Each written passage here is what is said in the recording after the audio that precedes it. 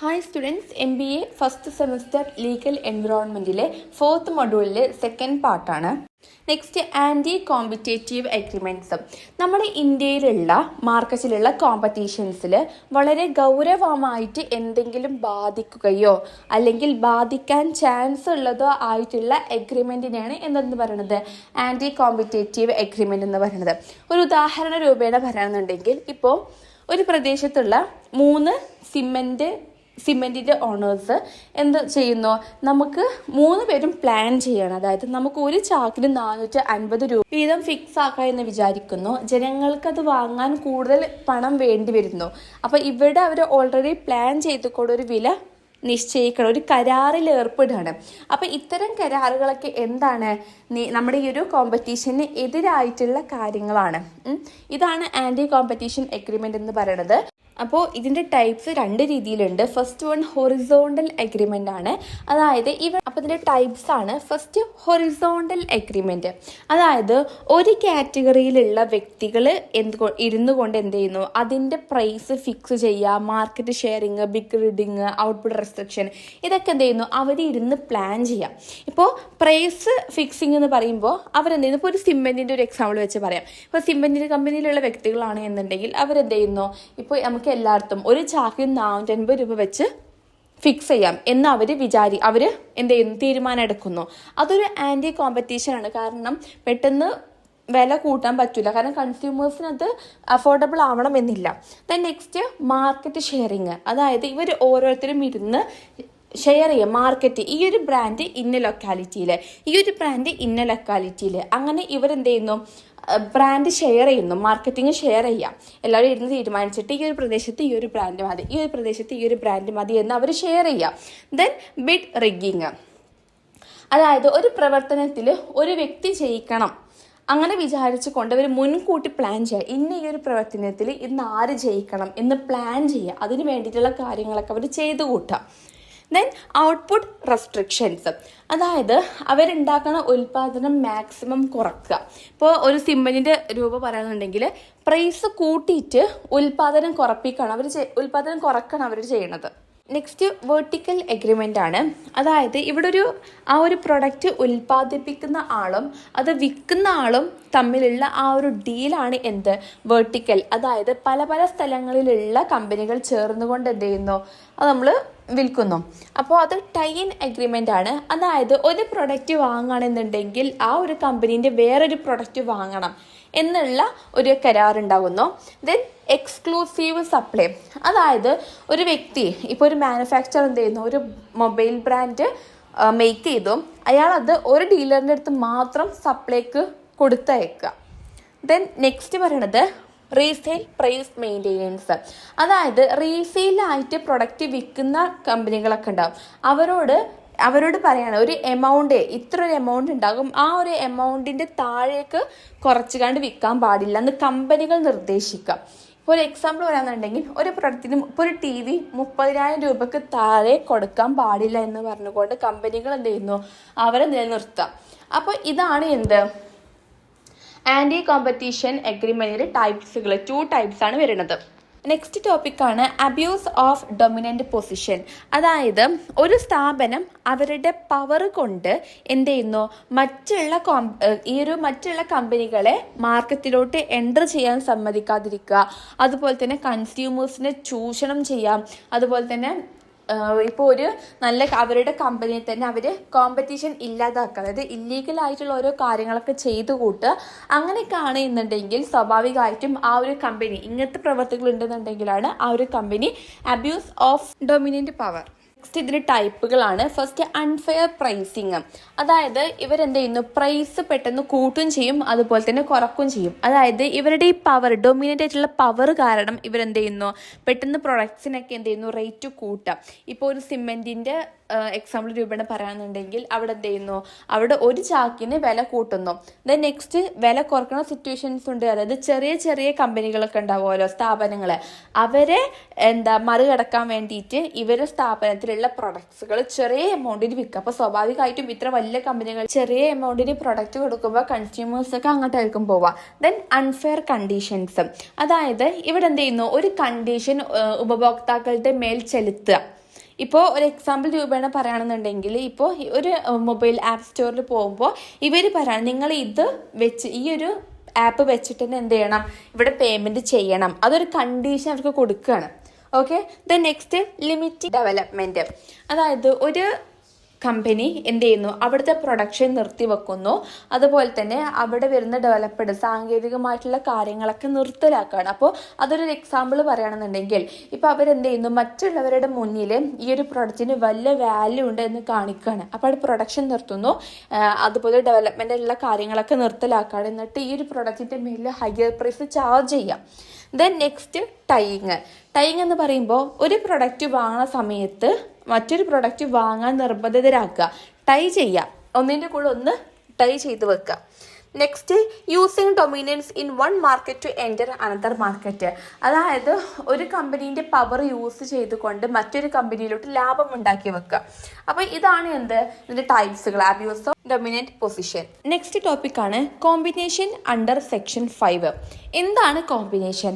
അതായത് രണ്ടോ അല്ലെങ്കിൽ അതിൽ കൂടുതൽ കമ്പനികൾ ചേർന്ന് നടക്കുന്ന ഈ മെർജർ, അതായത് ഒന്നിക്കല്, അക്യൂസിഷന്, അല്ലെങ്കിൽ വേറൊരു കമ്പനി ഫോം ചെയ്യാം. അപ്പോൾ ഇത്തരം കാര്യങ്ങൾ, ഇത്തരം ഇടപാടുകളൊക്കെ ഉണ്ടാവുന്ന ഒരു ഇതിനാണ് കോമ്പിനേഷൻ എന്ന് പറയുന്നത്. അപ്പോൾ ഈ ഒരു കോമ്പിനേഷൻ എന്ന് പറയുമ്പോൾ നമ്മുടെ ഇന്ത്യയിലുള്ള മാർക്കറ്റിലുള്ള കോമ്പറ്റീഷനെ അത് ബാധിക്കും. അപ്പോൾ അതിൽ ഫസ്റ്റ് വണ്ണാണ് മെർജർ എന്ന് പറഞ്ഞാൽ ഒന്നിക്കൽ, ലയനം. ഒരു എക്സാമ്പിൾ രൂപേണ പറയുകയാണെന്നുണ്ടെങ്കിൽ ഒരു എ കമ്പനിയും ഒരു ബി കമ്പനിയും ഉണ്ട്. അപ്പോൾ ഇവർ നല്ലൊരു ഹൈ പൊസിഷനിലുള്ള 2 കമ്പനികളാണ്. സിമെൻറ്റിൻ്റെ കമ്പനിയാണ് ഇവർക്കുള്ളത്. ഇവരെന്ത് ചെയ്യാണ്, ഈ 2 കമ്പനികളും ഒരൊറ്റ കമ്പനിയായിക്കാണ്ട് മാറാം. അങ്ങനെ ആകുമ്പോൾ ഈ 2 കമ്പനി എന്നുള്ളത് ഒരു കമ്പനിയായിട്ട് മാറുന്നു. ഇങ്ങനെ ആകുമ്പോൾ നമ്മുടെ വിപണിയിൽ മാർക്കറ്റിലുള്ള കമ്പനീസുകൾ കുറഞ്ഞു വരികയാണ്. അപ്പോൾ ഇതൊരു കോമ്പറ്റീഷനായിട്ട് വരുന്നു, ആൻറ്റി കോമ്പറ്റീഷനായിട്ട് വരുന്നുണ്ട്. ദെൻ നെക്സ്റ്റ് അക്യൂസിഷൻ എന്ന് പറയുമ്പോൾ ഇവിടെ എന്താണ്, ഒരു കമ്പനി മറ്റൊരു കമ്പനീൻ്റെ കൺട്രോള്, ഷെയർ, അസറ്റ് ഒക്കെ കൈക്കലാക്കിയിട്ട് ആ ഒരു കമ്പനിയെയും ഈ ഒരു കമ്പനി നിയന്ത്രിക്കാം. ഒരു എക്സാമ്പിൾ രൂപേണ പറയുന്നുണ്ടെങ്കിൽ 2 കമ്പനികളുണ്ട്. അതിലൊരു എ കമ്പനിയും ഒരു ബി കമ്പനിയും. ഈ എ കമ്പനി എന്ന് പറഞ്ഞാൽ ഒരു വലിയ കമ്പനിയാണ്, മൊബൈൽ നെറ്റ്വർക്കിൻ്റെ വലിയ കമ്പനിയാണ്. ബി കമ്പനി എന്ന് പറയുമ്പോൾ ഒരു മൊബൈൽ നെറ്റ്വർക്കിൻ്റെ ചെറിയൊരു കമ്പനിയാണ്. അപ്പോൾ ഈ എ കമ്പനി എന്ത് ചെയ്യുന്നു, ഈ ബി കമ്പനി ചെറിയ കമ്പനീൻ്റെ 70% ഷെയർ വാങ്ങുകയാണ്, ഓണർഷിപ്പ് വാങ്ങുകയാണ്. അങ്ങനെ 70% ഓണർഷിപ്പ് വാങ്ങുമ്പോൾ സ്വാഭാവികമായിട്ടും അതിൻ്റെ ഫുൾ ഷെയർ, അസറ്റ്, ഓണർഷിപ്പിൻ്റെ ഒക്കെ അവകാശി ആരാണ്, ഈ ഒരു എ കമ്പനിയാണ്. അപ്പോൾ എന്ത് ചെയ്യണം, ഈ ഒരു എ കമ്പനി മറ്റൊരു കമ്പനീൻ്റെ അവകാശം വാങ്ങിയെടുക്കുകയാണ്. അങ്ങനെ ആകുമ്പോൾ നമ്മുടെ ഈ ഒരു കോമ്പറ്റീഷനിൽ സ്വാഭാവികമായിട്ടും മാർക്കറ്റിൻ്റെ എണ്ണം കുറയാണ്. കാരണം ഓൾറെഡി ഉള്ളൊരു കമ്പനീൻ്റെ ബാക്കി തന്നെയാണ് മറ്റൊരു കമ്പനി. അതുകൊണ്ട് വേറെ ഇന്നോവേഷൻസ് ഒന്നും വരില്ല. നെക്സ്റ്റ് അമൽഗമേഷൻ, അതായത് വേറൊരു കമ്പനി ഫോം ചെയ്യാം. ഇപ്പോൾ ഒരു എ കമ്പനി ഉണ്ട്, ബി കമ്പനി ഉണ്ട്. ഈ 2 കമ്പനികളും ഒന്നിച്ചിട്ട് വേറൊരു കമ്പനി ഫോം ചെയ്യാം. അങ്ങനെ ആകുമ്പോൾ 2 കമ്പനിയുള്ള സ്ഥാനത്ത് ഒരൊറ്റ കമ്പനി ആയിട്ട് മാറണു. അപ്പോൾ അവിടെ അതും നമ്മുടെ കോമ്പറ്റീഷനെ ബാധിക്കുന്നു. കാരണം കമ്പനികളുടെ എണ്ണം കുറയാണ്. അപ്പോൾ ഇതാണ് കോമ്പിനേഷൻ എന്ന് പറയുന്നത്. അതുപോലെ തന്നെ കോമ്പിനേഷൻ എന്താണ്, നമ്മുടെ വിപണിയിൽ, അതായത് മാർക്കറ്റിലുള്ള കോമ്പറ്റീഷനെ അത് മേ ബി എഫക്റ്റ് ചെയ്യുമെന്ന് പറഞ്ഞു. അപ്പോൾ അങ്ങനെ എഫക്റ്റ് ചെയ്യാത്ത കുറച്ച് കാര്യങ്ങളുണ്ട്, അതിൻ്റെ കുറച്ച് എക്സംഷൻസ് ഉണ്ട്. ഒന്ന് മൈനോറിറ്റി ഷെയർ ഹോൾഡിങ്. അതായത് ഒരു കമ്പനി മറ്റൊരു കമ്പനിയിൽ ഇൻവെസ്റ്റ് ചെയ്യണം എന്നുള്ള ഉദ്ദേശം വെച്ചുകൊണ്ട് മാത്രം ആ ഒരു കമ്പനിയിൽ ഷെയർ വാങ്ങുകയാണെന്നുണ്ടെങ്കിൽ അതെന്താണ്, മൈനോറിറ്റി ഷെയർ ഹോൾഡിംഗ് ആണത്. അതൊരിക്കലും കോമ്പിനേഷൻ അല്ല. രണ്ടാമത് acquisition by bank or finance institution. അതായത് ഒരു കമ്പനി ബാങ്കിൽ നിന്നോ അല്ലെങ്കിൽ ഫിനാൻസ് ഇൻസ്റ്റിറ്റ്യൂഷനിൽ നിന്നോ ലോണുകൾ എടുക്കുകയാണ്, വായ്പ എടുക്കുകയാണ് എന്നുണ്ടെങ്കിൽ അത് തിരിച്ചു കൊടുക്കാൻ പറ്റാത്തൊരു സിറ്റുവേഷൻ ആണ് എന്നുണ്ടെങ്കിൽ ഈ ബാങ്ക് അല്ലെങ്കിൽ ഫിനാൻഷ്യൽ ഇൻസ്റ്റിറ്റ്യൂഷൻസ് ആ ഒരു കമ്പനീൻ്റെ ഒരു ഓഹരി കൈപ്പറ്റുന്നു. ദെൻ നെക്സ്റ്റ് പറയുന്നത് ഇൻട്രാ ഗ്രൂപ്പ് ട്രാൻസാക്ഷൻസ്. അതായത് ഒരു കമ്പനീൻ്റെ ഉള്ളിലൊരു ഗ്രൂപ്പ് ഉണ്ടാകുന്നു, ആ ഒരു ഗ്രൂപ്പിൽ നിന്ന് എന്ത് ചെയ്യുന്നു, ഒരു ഫണ്ട്, ഒരു ഷെയർ എടുത്തിട്ട് മറ്റതിലോട്ട് മാറ്റുന്നു. അങ്ങനെ ഉണ്ടെങ്കിൽ അതൊരിക്കലും നമ്മൾ വിപണിയിൽ, അതായത് നമ്മുടെ പുറത്തുള്ള കോമ്പറ്റീഷൻ ഒരിക്കലും എഫക്റ്റ് ചെയ്യില്ല. കാരണം അതൊരു ഇൻഡസ്ട്രീൻ്റെ ഒരു കമ്പനീൻ്റെ ഉള്ളിലാണ്, അതോടെ അതൊരിക്കലും എഫക്റ്റ് ആവില്ല. Next stock split, bonus issue, right issue. അതായത് ഒരു ബിസിനസ്സിലുള്ള അതിൻ്റെ ഓണർക്ക് ബോണസുകൾ കൊടുക്കുന്നത്. അതും കോമ്പിനേഷൻ അല്ല. Next combination below threshold limit. ഒരു കമ്പനീൻ്റെ റവന്യൂ അതുപോലെ തന്നെ അതിൻ്റെ ആസ്തി എന്നുള്ളത് നമ്മുടെ നിയമം എത്രയാണോ പറഞ്ഞിട്ടുള്ളത് അതിൻ്റെ താഴെയാണെന്നുണ്ടെങ്കിൽ ആ ഒരു ബിസിനസ് കോമ്പിനേഷൻ അല്ല. ഒരു എക്സാമ്പിൾ ഇപ്പോൾ സ്റ്റാർട്ടപ്പുകളൊക്കെ ഉണ്ടാവും, അവർക്ക് തുടക്കത്തിൽ തന്നെ കുറേ റവന്യൂ അസറ്റോ ഒന്നും ഉണ്ടാവില്ല. അപ്പോൾ അവരൊക്കെ എന്താണ്, കോമ്പിനേഷനാണ്. അപ്പോൾ ഇതൊക്കെയാണ് എന്ത്, കോമ്പിനേഷൻ എക്സെപ്ഷൻസ് ആയിട്ട് വരുന്നത്. Next topic competition commission of India CCI. അതായത് കോമ്പറ്റീഷൻ ആക്ട് 2002 പ്രകാരമാണ് ഈ ഒരു ആക്ട് എന്ത് ചെയ്യുന്നത്, എസ്റ്റാബ്ലിഷ് ചെയ്തിരുന്നത്. പക്ഷേ ഈ ഒരു ആക്ട് നിലവിൽ വന്നത് 2003 ഈ ആക്ട് നിലവിൽ വന്നിട്ടുള്ളത്. അപ്പോൾ ഇതുകൊണ്ട് എന്താ ഉദ്ദേശിക്കുന്നത് എന്ന് വെച്ചാൽ ആൻറ്റി കോമ്പറ്റേറ്റീവ് ആയിട്ടുള്ളതൊക്കെ കൺട്രോൾ ചെയ്യുക, അതുപോലെ തന്നെ ഡൊമിനൻ്റ് പൊസിഷൻ അബ്യൂസ് ചെയ്യുന്നത് കൺട്രോൾ ചെയ്യുന്നു, കോമ്പിനേഷനൊക്കെ പ്രിവെൻറ്റ് ചെയ്യുന്നു. ഇങ്ങനത്തെ കാര്യങ്ങൾ നേരത്തെ പറഞ്ഞ പോയിന്റ്സുകളൊക്കെ എന്ത് ചെയ്യുന്നു, പ്രിവെൻറ്റ് ചെയ്യാണ് ചെയ്യുന്നത്. CCI അതായത് ഇവർക്ക് എന്തിലൊക്കെ പവർ ഉണ്ട്, പവർ ടു എൻക്വയർ. അതായത് ഇപ്പോൾ ഒരു ആൻറ്റി കോമ്പറ്റീഷൻ അഗ്രിമെൻറ്റ് അല്ലെങ്കിൽ എന്തെങ്കിലും ഡൊമിനൻ്റ് പൊസിഷൻ അബ്യൂസ് ഇങ്ങനെ എന്തെങ്കിലും ഒരു കമ്പനിയിൽ സംഭവിക്കുകയാണ് എന്നുണ്ടെങ്കിൽ അതിനെ അടിസ്ഥാനമാക്കിയിട്ട് എന്തെങ്കിലും അറിവുകൾ ഇവർക്ക് കിട്ടുമ്പോൾ ഇവരെന്ത് ചെയ്യുന്നു, അവിടെ വന്ന് അതൊക്കെ അന്വേഷിക്കും. അവർക്ക് അതിനുള്ള പവർ ഉണ്ട്. ആ ഒരു കമ്പനിയിൽ വന്നിട്ട് ഇതിനെ പറ്റിയിട്ടുള്ള കാര്യങ്ങൾ അന്വേഷിക്കുന്നു. Next point, to pass orders. അങ്ങനെ അന്വേഷിച്ചിട്ട് എന്തെങ്കിലും ഇല്ലീഗലായിട്ടുള്ള കാര്യങ്ങൾ അവിടെ നടക്കുന്നുണ്ട് എന്നുള്ളൊരു ബോധ്യം വരികയാണെന്നുണ്ടെങ്കിൽ അവർ ഓർഡർ കൈമാറുന്നു. അതായത് ഈ ഇല്ലീഗൽ ആക്ടിവിറ്റി നിർത്തിവെക്കാനുള്ള ഓർഡേഴ്സ് കൈമാറുന്നു. Next, to impose penalty. എന്നിട്ട് എന്ത് ചെയ്യുന്നു, ഒരു വലിയ തുക ഈടാക്കുന്നു ആ ഒരു കമ്പനികളുടെ മേലിൽ, അല്ലെങ്കിൽ ഏത് വ്യക്തിയാണോ ഏത് കമ്പനിയാണോ ഇങ്ങനെ ഒരു ഇല്ലീഗലായിട്ടൊരു കാര്യം നടപ്പിലാക്കിയത് അവരുടെ കയ്യിൽ നിന്ന് വലിയൊരു രൂപ തന്നെ ഇത് പിഴ വരുത്തുന്നു, പിഴ വാങ്ങിയെടുക്കും. Next, combination.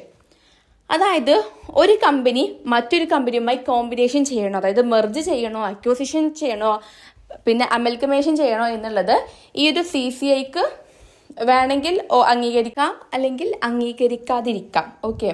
Then next point എന്ന് പറയുന്നത് സെർച്ച് ആൻഡ് സ്യൂസർ.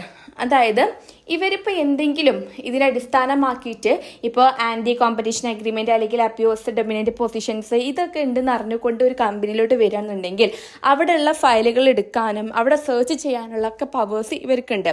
ദെൻ അഡ്വൈസ്, ഇവർക്ക് അഡ്വൈസ് കൊടുക്കാനുള്ള പവറും ഇവർക്കുണ്ട്. Then next, interim orders.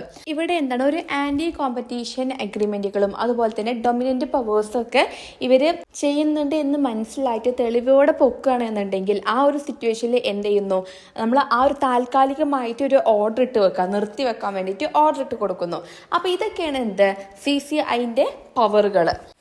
Next ടോപ്പിക്കാണ് ഡയറക്ടർ ജനറൽ. അതായത് ആരാണ് ഈ ഒരു ഡയറക്ടർ ജനറൽ എന്ന് പറഞ്ഞാൽ CCI, അതായത് കോമ്പറ്റീഷൻ കമ്മീഷൻ ഓഫ് ഇന്ത്യയിലെ ഒരു വലിയ മേധാവിയാണ്, അതായത് വലിയൊരു പൊസിഷനിൽ ഇരിക്കുന്ന ഒരു വ്യക്തിയാണ് ആര്, ഡയറക്ടർ ജനറൽ. അതായത് ഈ ഒരു കോമ്പറ്റീഷൻ CCI എന്താണ് നിർദ്ദേശിക്കുന്നത് ആ ഒരു കാര്യങ്ങൾ ചെയ്യേണ്ട വ്യക്തിനെയാണ് അതിൽ ചെയ്യേണ്ട വ്യക്തിയുമാണ്, അതുപോലെ തന്നെ ഏറ്റവും ഹയർ പൊസിഷനിൽ ഇരിക്കുന്ന ആ ഒരു വ്യക്തിയാണ് ഡയറക്ടർ ജനറൽ.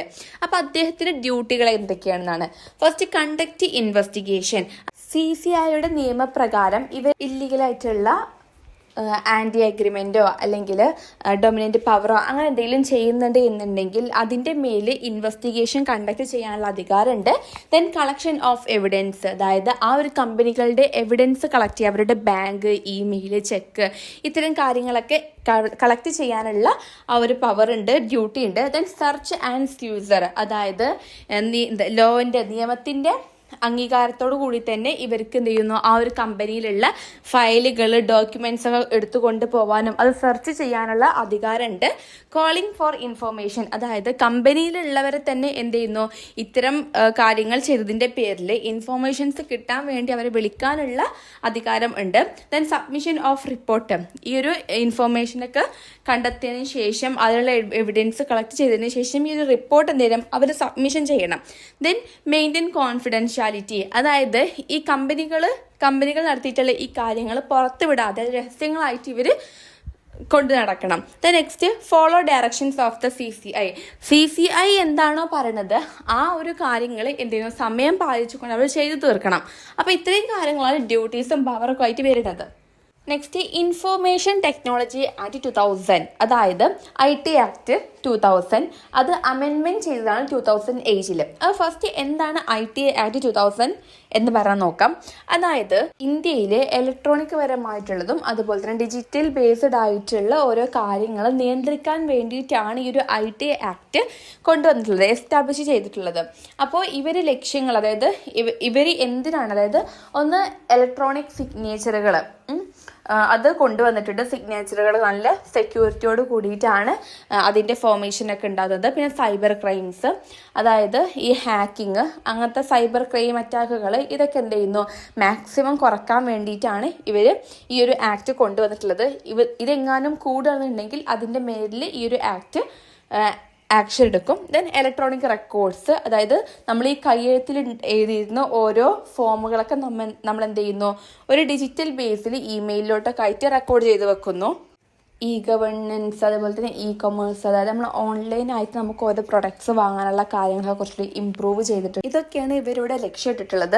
പിന്നെ അമെൻമെൻറ്റ് 2008, അതായത് 2008 കുറച്ചുകൂടി കർശനമാക്കി ചില കാര്യം, അതായത് ഇലക്ട്രോണിക് സിഗ്നേച്ചർ അതിലൊക്കെ കുറച്ചുകൂടി കർശനമാക്കിയിട്ടുണ്ട്. അതുപോലെ സൈബർ ക്രൈമുകൾ, ഇപ്പോൾ ഒരു എക്സാമ്പിൾ പറയാന്നുണ്ടെങ്കിൽ നമ്മൾ ബാങ്കിൻ്റെ ഇതിൽ ഡോക്യുമെൻറ്റ്സുകളൊക്കെ നമ്മൾ സെക്യൂറായി വെക്കുന്ന സമയത്ത് അതിൽ തട്ടിപ്പുകൾ വല്ലതും വരികയാണെന്നുണ്ടെങ്കിൽ ആ സൈബർ ക്രൈം വഴി ഏതെങ്കിലും തട്ടിപ്പ് വരികയാണെന്നുണ്ടെങ്കിൽ ഈ ഒരു IT ആക്ട് അതിൻ്റെ പേരിൽ ആക്ഷൻ എടുക്കും.